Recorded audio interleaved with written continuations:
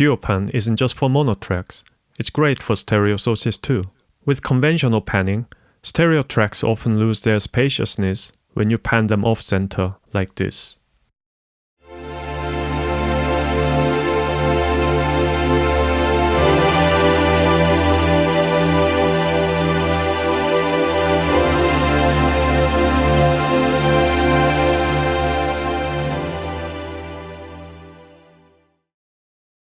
With DUOPAN, you can preserve the spaciousness while moving the focal point of the image.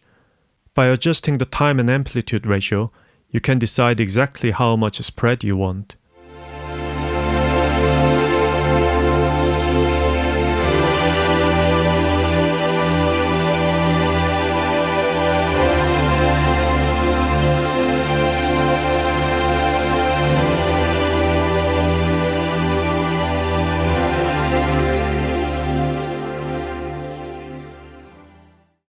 Now, with dual band engaged, you can even fine-tune the spectral and spatial balance of the stereo recording.